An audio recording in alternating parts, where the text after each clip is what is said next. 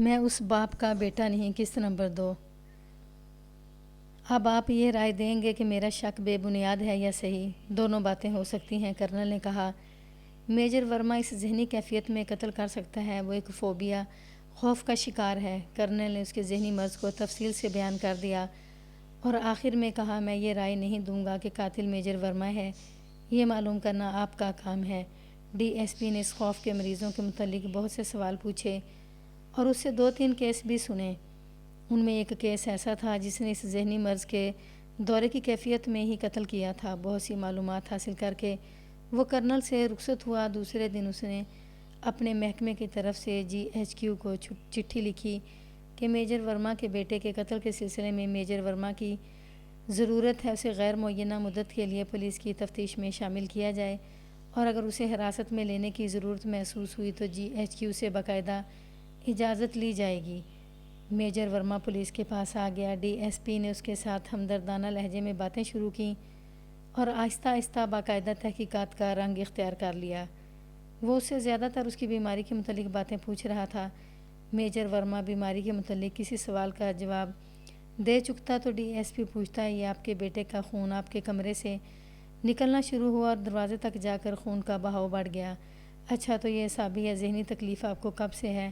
بڑی نامراد بیماری ہے۔ اور جب میجر ورما اس سوال کا جواب دیتا تو ڈی ایس پی اس کے بیٹے کے قتل کے کوئی بات کہہ دیتا۔ یہ بڑی ہی دانشمندانہ تفتیش تھی۔ ڈی ایس پی سے لگاتار 7 گھنٹے سوال پوچھتا رہا۔ کبھی وہ اس کی بیماری کی باتیں کرتا، کبھی قتل کی، اور کرتے کرتے ڈی ایس پی اس قسم کی باتوں پر آ گیا، آپ کا بیٹا آپ کے کمرے میں آیا تو آپ کو پتہ نہ چل سکا کہ اس کا پیٹ پھٹا ہوا ہے۔ ورما کچھ بول ہی رہا تھا کہ پارسی نے کہا، آپ کو پتہ بھی کیسے چلتا؟ آپ کا بیٹا جب آپ کے کمرے میں آیا تو اس کا پیٹ پھٹا ہوا نہیں تھا۔ 7 گھنٹوں بعد میجر ورما کا رنگ پیلا پڑ گیا، چہرے سے پسینہ پھوٹ آیا، حالانکہ موسم سردی کا تھا۔ وہ سخت گھبرا گیا، اس کی آنکھوں میں بے چینی سی آ گئی، اس کے ہاتھ کانپنے لگے، مٹھیاں بند ہونے لگیں۔ اس پر ذہنی بیماری کا دورہ پڑ گیا تھا۔ اس نے دانت پیس لیے۔ ڈی ایس پی اسی کیفیت کا منتظر تھا اور انگریز کرنل سے بہت سی معلومات لے آیا تھا۔ وہ سوالوں سے ورما پر بیک وقت کئی پہلوؤں سے حملہ کر رہا تھا۔ وہ دراصل اس کے اعصابی نظام کو توڑنے کی کوشش کر رہا تھا، جس میں وہ کامیاب ہو گیا۔ اس نے میجر ورما سے کہا، اسی حالت میں آپ نے اپنے بیٹے کو قتل کیا ہے؟ آپ نے چاقو سے اس کا پیٹ چیر دیا تھا؟ نہیں نہیں، میجر ورما نے دانت پیس کر کہا، میں نے اس جاپانی کو قتل کیا تھا جو مجھے قتل کرنا چاہتا تھا، مگر وہ مرا نہیں، وہ پھر آ گیا ہے۔ میں نے اس کا پیٹ چیر دیا تھا مگر وہ پھر آ گیا ہے۔ فوراً ہی بعد میجر ورما نارمل حالت میں آنے لگا اور جلد ہی اس کی حالت سدھر گئی۔ ڈی ایس پی نے تھانے کے انچارج سے کہا کہ وہ کسی بڑے ہوٹل سے ان کے لیے کھانا منگوا دے اور اس نے میجر ورما سے کہا، آپ اپنے ذہن سے بوجھ اتار دیں، یہ قتل آپ کو ساری عمر ایسا پریشان رکھے گا کہ آپ نہ جئیں گے نہ مریں گے۔ میں نے آپ کو بچانے کا انتظام کر لیا ہے۔ آپ نے ایسی حالت میں قتل کیا ہے جب آپ کی عقل اور ہوش پر پاگل پن غالب تھا۔ پہلے یہ بتائیے کہ وہ جاپانی کون تھا جس کا آپ نے چاقو سے پیٹ چیرا تھا؟ آپ کے ذہن پر جاپانیوں کی قید کا اثر معلوم ہوتا ہے۔ میجر ورما کے آنسو نکل آئے۔ ڈی ایس پی نے اسے ہمدردانہ باتیں کی اور اس کے دل پر قبضہ کر لیا۔ میجر ورما نے کہا، میں آپ کو شروع سے ساری بات سناتا ہوں۔ اکلوتے بیٹے کے قتل کا ہو جانا میرے لیے معمولی حادثہ نہیں ہے۔ مجھے فوراً اقبال جرم کر لینا چاہیے، لیکن میں اتنا لمبا عرصہ جاپانیوں کی قید میں گزار کر آیا ہوں، اب پھر قید ہونے سے خوف آتا تھا۔ اگر کوئی مجھے یہ یقین دلا دیتا کہ مجھے فوراً گولی مار دی جائے گی تو میں اقبال جرم کر لیتا۔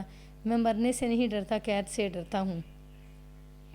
جب جاپانیوں نے حملہ کیا تو میں سنگاپور میں تھا، وہاں انگریزوں نے ہتھیار ڈال دیے اور ہم جنگی قیدی بن گئے۔ جاپانیوں نے افسروں کو الگ کر لیا اور ہماری باقی فوج کو کہیں اور لے گئے۔ پہلے 5-6 مہینے جاپانیوں نے ہمیں بہت سی اذیتیں دیں، کئی دن بھوکا رکھا، ہم سے بھنگیوں کا کام بھی کروایا، ہم سے مویشیوں کی طرح مشقت لی، کسی سے ذرا سی بھی غلطی ہو جاتی تو اسے گولی مار دیتے تھے۔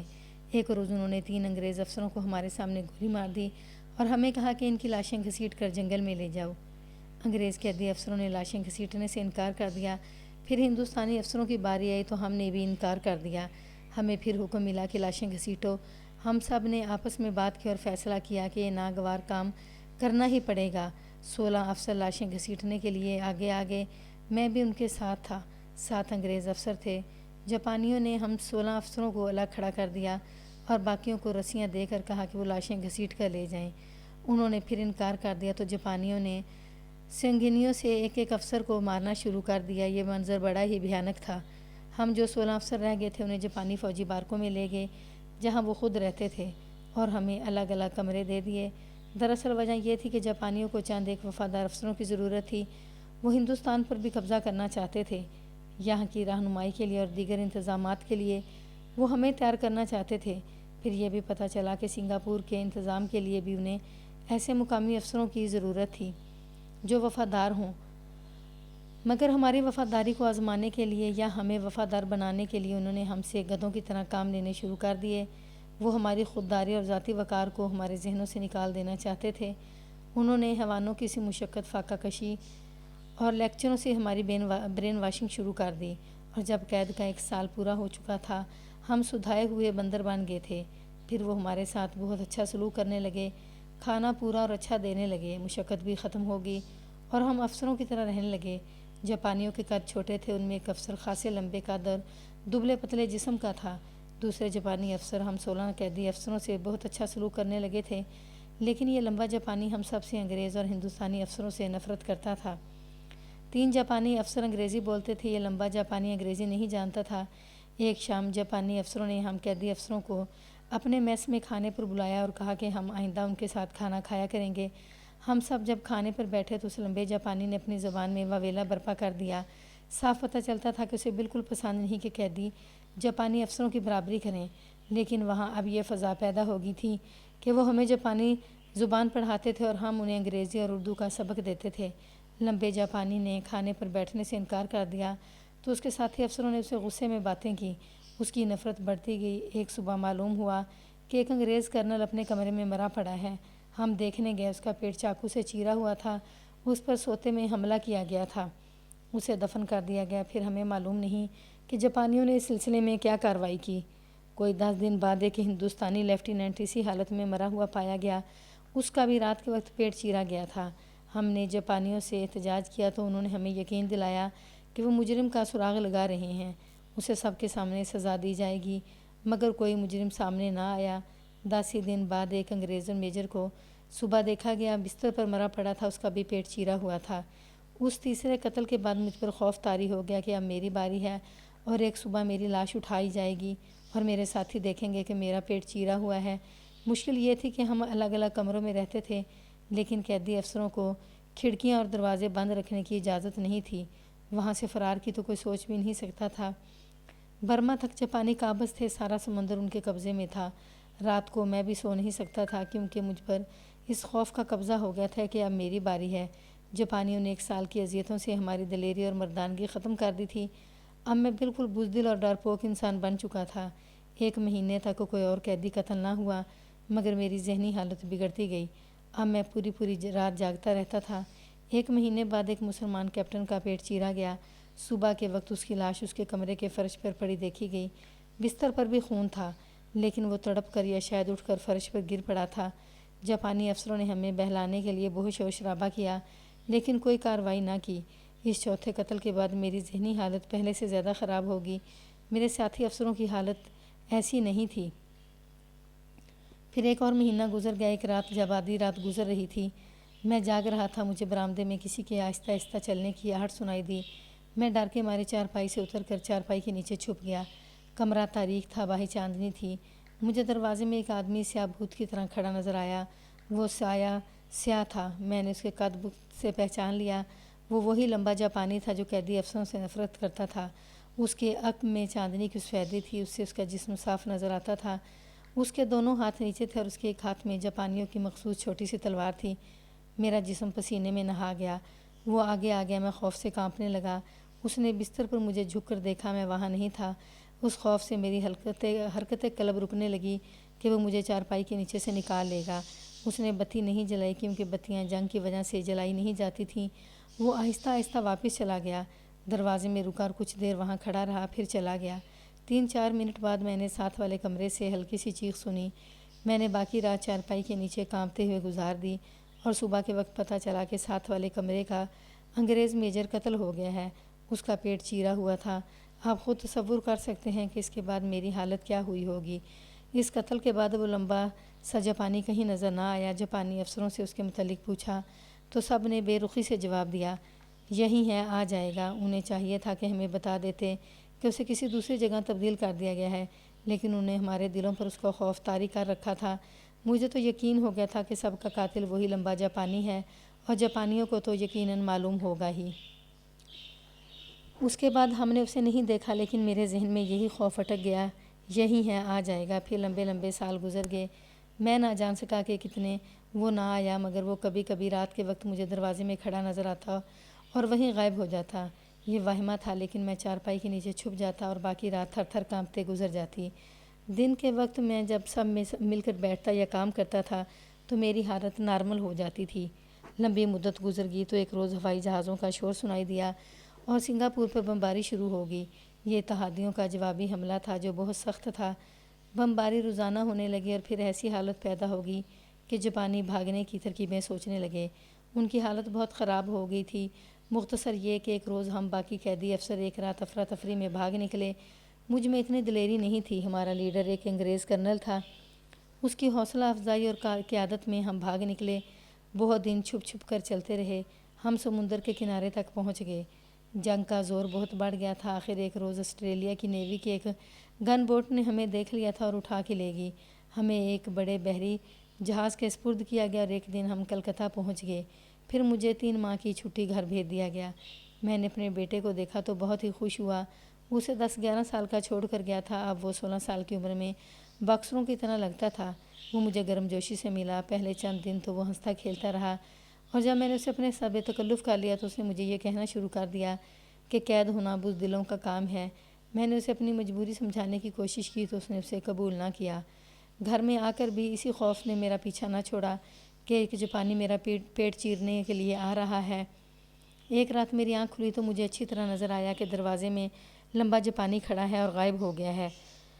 میری چیخ نکل گئی۔ میری بیوی جو ساتھ والے پلنگ پر سوئی ہوئی تھی گھبرا کر جاگ اٹھی۔ ادھر میرے بیٹے نے بھی چیخ سن لی اور جاگ کر دوڑتا ہوا آیا۔ میں بچوں کی طرح ڈر رہا تھا۔ میں نے اپنی بیوی اور بیٹے کو سنایا کہ مجھ پر کس قسم کا خوف طاری ہے۔ خوف کا نام سن کر میرے بیٹے کا رویہ بدل گیا۔ اس نے مجھے کہا، ڈیڈی آپ اپنے گھر میں ہیں اور آپ فوجی افسر ہیں، پھر بھی آپ ڈرتے ہیں۔ وہ اپنے کمرے میں چلا گیا۔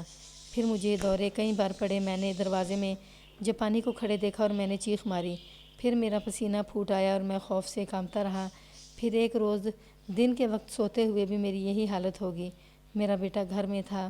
اس نے میرے ساتھ ہمدردی کرنے کی بجائے یہ کہا، میں خوش تھا کہ میں ایک بہادر فوجی افسر کا بیٹا ہوں، لیکن اپنے دوستوں کو بتاتے مجھے شرم آتی ہے کہ میں ایک بزدل آدمی کا بیٹا ہوں۔ آپ ڈرپوک ہیں، آپ وہی ہندو ہیں جس کی دھوتی کا لوگ مذاق اڑایا کرتے ہیں۔ میں نے اسے سمجھانے کی کوشش کی کہ بیٹا میں نفسیاتی مریض ہوں اور اپنا علاج کرا لوں گا، لیکن وہ بھی 10ویں جماعت میں پڑھتا تھا، نفسیات کو نہیں سمجھتا تھا۔ میں نے اس انگریز کرنل کو جو نفسیات کا ڈاکٹر ہے اپنی حالت بتائی۔ اس نے مجھے یہ دوائیاں دیں جو آپ نے دیکھی تھیں، یہ سب ذہنی سکون اور نشہ دینے والی ہیں۔ کرنل نے ہفتے میں ایک بار تقریباً نصف گھنٹہ باتوں سے میرا علاج شروع کر دیا، مگر کوئی افاقہ نہ ہوا۔ اس دوران میرے بیٹے کی ایک دوست لڑکی اس کے ساتھ گھر آئی۔ میں نے ایسی خوبصورت لڑکی کبھی نہیں دیکھی تھی۔ میری نیت خراب ہوگی۔ اب میں اقبال جرم کر رہا ہوں تو بہتر ہے کہ ہر ایک بات آپ کو سنا دوں۔ ایک درخواست ضرور کروں گا کہ مجھے قید میں نہ ڈالنا، فوراً پھانسی دے دینا یا گولی مار دینا۔ میں شراب اور عورت کا نشئی رہا ہوں۔ جنگ سے پہلے فوج میں یہی میری عادت رہی۔ اب محسوس کرتا ہوں کہ انہی 2 چیزوں نے مجھے جسمانی اور نفسیاتی لحاظ سے بیکار کیا ہے۔ میں نے اپنے بیٹے کے دوست کو دیکھا تو اس کے ساتھ دوستی کا ارادہ کر لیا۔ ایک روز وہ میرے گھر آئی تو میں گھر میں اور کوئی نہیں تھا۔ میں نے لڑکی سے کچھ دست درازی کی اور اسے بہلانے پھسلانے اور ورغلانے کی بہت کوشش کی، لیکن وہ میری باتوں میں نہ آئی۔ اب تو میرا بیمار ذہن فرار کی طرف زیادہ مائل رہتا تھا۔ میرا کردار ختم ہو چکا تھا۔ میں نے یہ بھی نہ سوچا کہ لڑکی میری بیٹی کی عمر کی ہے اور ہو سکتا ہے میری بہو بن جائے۔ اس روز کے بعد میرا بیٹا مجھ سے نفرت کرنے لگا اور اس کے ساتھ میری بول چال بند ہو گئی۔ لڑکی نے شاید اسے بتا دیا تھا کہ میں نے کیا حرکت کی ہے۔ میرا بیٹا جب مجھے نفرت سے دیکھتا تو مجھے وہ لمبا جاپانی یاد آ جاتا تھا جس نے میرے ساتھی افسروں کو قتل کیا تھا اور جو ابھی تک وہمہ بن کر مجھے راتوں کو پریشان کرتا تھا۔ میری ذہنی حالت اور زیادہ بگڑنے لگی۔ قتل کی رات والے دن ماں نے بیٹے سے کہا، بیٹا اپنے ڈیڈی سے یوں ناراض نہیں ہوا کرتے۔ اس نے حقارت سے کہا، میں کسی اور ڈیڈی کا بیٹا ہوں۔ مجھے غصہ آ گیا۔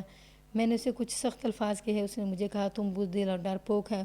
میں کسی بہادر باپ کا بیٹا ہوں کسی اور کا، سنا تم نے؟ میں تم جیسے کسی ہجڑے کا بیٹا نہیں ہوں، میں کسی ایسے بے غیرت آدمی کا بیٹا نہیں ہوں جسے اپنی بیوی اور بیٹی میں بھی تمیز نہیں۔ میں آج رات تمہارے کمرے کا پہرا دوں گا، دیکھتا ہوں کہ کون سا جاپانی تمہیں قتل کرنے آتا ہے۔ میں غصے سے کانپتا ہوا باہر نکل گیا اور ایک طوائف کے گھر چلا گیا۔ یہی ایک ذریعہ تھا جس سے میں فرار حاصل کر سکتا تھا۔ شام کے وقت گھر آیا تو میری بیوی اپنی ماں کے پاس جا چکی تھی۔ اس کی ماں کو بہت تکلیف تھی۔ نوکر کھانا لایا تو میں نے اکیلے کھایا۔ میرے بیٹے نے اپنے کمرے میں کھانا کھایا۔ میں نے اپنی گولیاں کھائیں اور ایک ناول پڑھتے پڑھتے سو گیا۔ مجھے معلوم نہیں کہ رات کا کیا وقت تھا۔ میں نے دیکھا کہ لمبا جاپانی ہاتھ میں چھوٹی تلوار لیے میری طرف بڑھتا آ رہا ہے۔ یا خواب تھا یا وہمہ، مجھے معلوم نہیں۔ وہ مجھے نظر آ رہا تھا۔ میں نے ارادہ کر لیا کہ آج اس کا مقابلہ کروں گا، اسے اس کی اسی تلوار سے قتل کر کے بیٹے کو بتاؤں گا کہ میں بزدل نہیں ہوں۔ وہ میرے گھر کا کمرہ نہیں تھا، وہ سنگاپور کی بارک کا کمرہ تھا۔ جاپانی دبے پاؤں آگے بڑھا تو میں سپرنگ کی طرح بستر سے اچھلا اور ایک سیکنڈ میں جاپانی کے ہاتھ سے تلوار چھین کر اس کی نوک اس کے دل پر ماری اور نیچے کی طرف جسم کی پوری قوت سے تلوار کھینچی۔ تلوار اس کا پیٹ چیرتی ہوئی دائیں کولہے تک چلی گئی۔ مجھے چیخ سنائی دی، پھر میری آنکھوں کے آگے اندھیرا چھا گیا۔ اندھیرا فوراً صاف ہو گیا، میں ہوش میں آ گیا۔ یہ میرے گھر کا کمرہ تھا۔ ایک آدمی آگے کو جھکا ہوا برآمدے کی طرف میرے کمرے سے نکل رہا تھا۔ میں نے لپک کر بجلی کا بٹن دبانے کو ہاتھ بڑھایا تو میں نے اپنے ہاتھ میں پکڑی ہوئی کوئی چیز محسوس کی۔ بائیں ہاتھ سے بٹن دبایا، کمرہ روشن ہو گیا۔ سب سے پہلی چیز جو دیکھی وہ ایک چاقو تھا۔ یہ میرے دائیں ہاتھ میں تھا، یہ خون سے لتھڑا ہوا تھا۔ میں برآمدے میں دوڑ کر نکلا جہاں ایک آدمی جا رہا تھا۔ برآمدے کی بتی جلائی تو میرا بیٹا فرش پر پڑا تھا۔ اس کی انتڑیاں اور پیٹ کے حصے باہر آ کر فرش پر بکھرے ہوئے تھے اور وہ مر چکا تھا۔ بعد میں پوسٹ مارٹم والے ڈاکٹر نے مجھے بتایا تھا کہ چاقو سے اس کا دل بھی کٹ گیا تھا۔ میں نے جاپانی کے وہمے پر وار کیا تھا اور اپنے بیٹے کو قتل کر دیا۔ میں آپ کے ان سوالوں کا جواب نہیں دے سکوں گا۔ میرے ہاتھ میں چاقو کہاں سے آیا تھا؟ کیا میرے بیٹے کے ہاتھ میں چاقو تھا جو میں نے اچانک اس سے جھپٹ کر چھین لیا تھا؟ کیا میرا بیٹا مجھے قتل کرنے آیا تھا؟ کیا میرا بیٹا میرے کمرے کا پہرا دینے آیا تھا؟ اس نے کہا تھا کہ میں رات تمہارے کمرے کا پہرا دینے آؤں گا، دیکھتا ہوں کون جاپانی تمہیں قتل کرنے آتا ہے۔ یا شاید سوتے ہوئے میری چیخ نکل گئی تھی جسے سن کر میرا بیٹا ہاتھ میں چاقو لیے میرے کمرے میں آ گیا تھا۔ میں کسی ایک بھی سوال کا جواب نہیں دے سکتا۔ وہ چاقو تو دے سکتا ہے جس سے میں نے بیٹے کو قتل کیا ہے۔ اس کے بعد میجر ورما نے اپنی کوٹھی کے باغیچے میں ایک پودے کے نیچے زمین میں دبایا ہوا چاقو نکال دیا۔ کیس جب کورٹ میں گیا تو میجر ورما کے اقبال جرم اور چاقو کے سوا کوئی ٹھوس شہادت نہیں تھی، تاہم انگریز کرنل کو صفائی کی طرف سے پیش کیا گیا جس نے علم نفسیات کی روشنی میں میجر ورما کے کیس کا تجزیہ پیش کیا۔ بالائی کورٹ نے میجر ورما کے اقبال جرم اور انگریز کرنل کے بیان کے پیش نظر اور صفائی کے وکیل کی درخواست پر ماہرین نفسیات کے ایک سرکاری بورڈ کی تشکیل کی۔ اس میں آگرہ کے پاگل خانے کا ڈاکٹر انچارج بھی شامل تھا۔ اس وقت تک میجر ورما پر کبھی نہ ختم ہونے والی خاموشی طاری ہو چکی تھی۔ وہ صرف نیچے والی کورٹ میں اپنا بیان دے سکا تھا۔ بورڈ نے متفقہ رائے دی کہ ملزم کا ذہنی توازن مکمل طور پر بگڑ چکا ہے اور اس نے قتل ایسی حالت میں کیا ہے جب اس کی عقل پر جاپانی کا واہمہ غالب تھا۔ بورڈ نے ملزم کی ذہنی بیماری کا تجزیہ کیا اور سفارش کی کہ ملزم کو سزا نہ ملے یا ملے، وہ اب پاگل خانے کا کیس ہے۔ اور جب میں نے اسے اپنی کلاس کے ساتھ آگرہ کے پاگل خانے میں بیٹھے دیکھا تو وہ منہ گھٹنوں میں چھپائے ہوئے تھا، اس کے بازو اکٹھی کی ہوئی ٹانگیں کے گرد لپٹے ہوئے تھے۔ اس نے آسمان کی طرف دیکھا، بڑی زور سے کہکھا لگایا اور اچانک چپ ہو کر آسمان کی طرف دیکھنے لگا جیسے فضا میں اپنے قہقہے کو ڈھونڈ رہا ہو۔